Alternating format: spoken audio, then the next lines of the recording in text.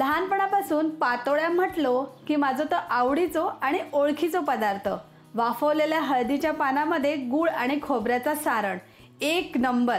नागपंचमी इली काय त्याच्या पुढच्या प्रत्येक सणाक माझी आई घरात आवर्जून पातोळ्या बनवे आणि मी तो आवडीने खाय सुद्धा। नमस्कार, मी सरोज। आज कोकणातील तोच पातोळ्याचो खास पदार्थ तुमच्यासाठी घेऊन इलाय परब किचन मध्ये। चला करूया सुरुवात पातोळ्यांका।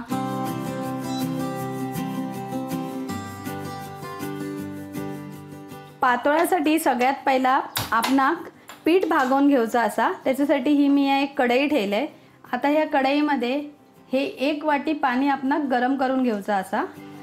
पाणी गरम होईसर या पाण्यामध्ये आपण अर्धा चमचा तूप आणि चवीपुरता मीठ घालून घेऊया। आता या पाण्यात उकळी आली की आपण ह्या 1 वाटी तांदळाचं पीठ घालून घेऊया। आता हे का आपणाक असा थोडासा ढवळून घ्यायचा हा। जास्त शिजवायचं नाही हा पीठ, थोडासा असा वाफवून घ्यायचा असा, जसं आपण मोदकाचा पीठ बनवतो तसाच। हे का तांदळाची उकड काढणं असं म्हणतात। आता आपण गॅस बंद करून घेऊया। आता या पीठ मी या ताटात काढून घेते। आपण या पीठ थोडासा मळून घ्यायचा असा। आता या पीठ आपण असा मळून घेऊया जपान, कारण पीठ गरम असा हात आपले भाजतात म्हणून हाताक थोडंसं असं पाणी लावूया आणि मग ह्या पीठ मळूया, म्हणजे आपले हात भाजत नाही, नाहीतर चटके लागतात हाताक। आता आपलं पीठ मळून झाला। आता आपण पातोळ्याच्या सारणाच्या तयारीक लागाया। ह्या पीठ असाच थोडा वेळ बाजूक ठेवूया। सारणासाठी ही कढई तापवून घेऊया। कढई थोडीशी तापली, अर्धा चमचो तूप घालूया। आता ह्या तूप वितळला का आपण ह्यामध्ये ओल्या खोबऱ्याचं चव घालून घेऊया। गॅस आपलो कमी व्हावा। चव आपण ह्या तुपात व्यवस्थित असं परतवून घेऊया। 1 मिनिट झाली असं परतवून की आपण ह्याच्यात आता गूळ घालून घेऊया। नागपंचमीची खरी मजा ही पातोळ्यामध्येच असता। नागपंचमी इली आणि घरात पातोळे बनले नाही तर माका ती नागपंचमी वाटणारच नाही। त्याच्यामुळे नागपंचमी आणि पातोळे हे तर होयच। जास्त जर गूळ झाला तरी आपला सारण फसता, म्हणून जर 1 वाटी खोबरा असात तर त्याच्यात थोडा कमी गूळ घेऊया आपल्या अंदाजान। आता हे आपलं सारण बघा आता तयार झाला। आता ह्याच्यात आपण वेलची पूड घालून घेऊया। घरात घरभर वेलची घातली ना काय सुगंध असो पसरता। मग पोरा म्हणतात आज काहीतरी गोडाधोडाचा बनता, मग येतेली किचनमध्ये शोधू काय बनता। आता आपला सारण तयार झाला। आता मी गॅस बंद करून घेते आणि या सारण त्याच प्लेटमध्ये काढून घेते थंड होण्यासाठी। ही अशी हळदीची पानं असत। गावात सर्रास आपणाक प्रत्येकाच्या घरासमोर आपणाक हळदीची पानं दिसतातच दिसतात, पण मुंबईत काय असता आपणाक विकत आणूची लागतात। तशीच मी सुद्धा हळदीची पानं विकत आणले। या हळदीच्या पानाचा जो सुगंध असता ना तो पातोळ्यांका येता। अख्ख्या पानाचे आपणाक 2 तुकडे करून घेऊये। एवढा मोठे काय पातोळे आपण करणू नाही, कारण आपणाक हे वाफवूये मोदकाच्या भांड्यात, त्याच्यामुळे एवढे मोठे काय पातोळे आपण करणू नाही। म्हणून हिसून मध्ये चीर देतय मी आणि ह्याचे एका पानाचे 2 तुकडे करतय सांभाळून। माझा बघा थोडासा पान हिसर फाटला, पण काय हरकत नाही, आपण ह्या वापरतलू। हे बघा असे 2। आता ही जी उकड असा तांदळाची ती जरा घट्ट झाली आहे, म्हणून आपणाक ही एवढी घट्ट उकड नको असा। ह्याच्यात आपण तांदळाच्या पिठामध्ये ह्या पाणी घालून जरा वाईचा मळून ह्याका पातळ करून घेऊया, कारण आपणाक ह्या पीठ हळदीच्या पानावर थापू होया। जास्त एकदम पाणी घातला ना तर भरपूर पीठ पातळ होईल, म्हणून मी अंदाजान थोडा थोडा पाणी घेऊन ह्याका परत असा मळून घेते। तांदळाचा पीठ आहे ना हातात चिकटता।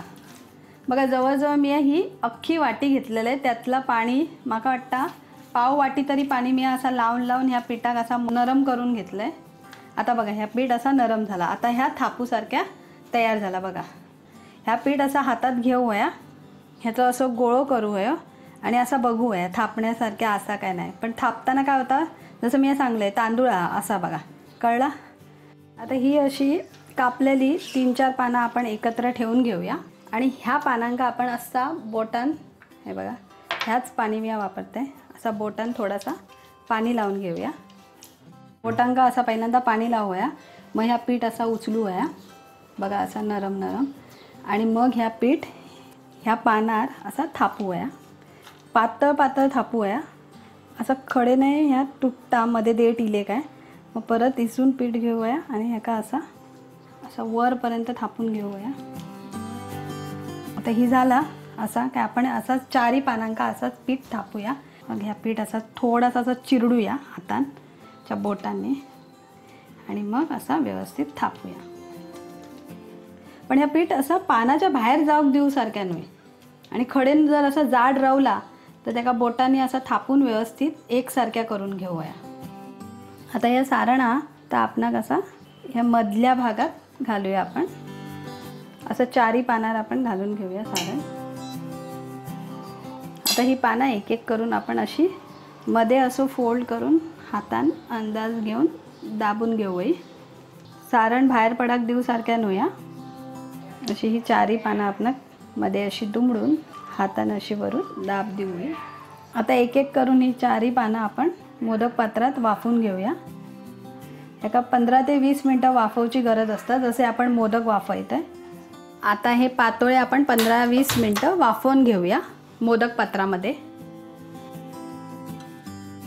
हे पातोळे फक्त वाफवले काय पातोळे तयार. ह्याच्या पुढे काही एक आपण करूचा नाही. असा हळदीच्या पानातून असे काढू आहे आणि असं त्याचं घास मारू आहे. काय लागतात मला सांगतं एक नंबर भारी. आणि नागपंचमीक जी चव लागता ती एरवी कधी तुम्ही पातोळे केलात तरी ती चव लागायची नाही. आता आपण बघूया आपल्या पातोळ्या वाफल्या आहेत का व्यवस्थित. हे बघा व्यवस्थित वाफलेले आहेत. या पानांचा कलर बघा मगाशी डार्क हिरवा होतो आता असो कलर बदललेलो हा म्हणजे आपली पानं वाफलेली आहेत. आता आपण या चमच्याने हे पातोळे बाहेर काढून घेऊया कारण गरम गरम असतात म्हणून हातात नको. हे बघा आपले पातोळे मस्त तयार झाले आणि असे उकालतात. हे पातोळे आपण थंड होऊन नंतरच देवाक नैवेद्य दाखवूया. ह्या नागपंचमीक तुम्ही सुद्धा घरात पातोळ्या करून बघा आणि सांगा कसे झाले. आणि हो जाता जाता Parab kitchen like subscribe share करू विसरा नका. धन्यवाद.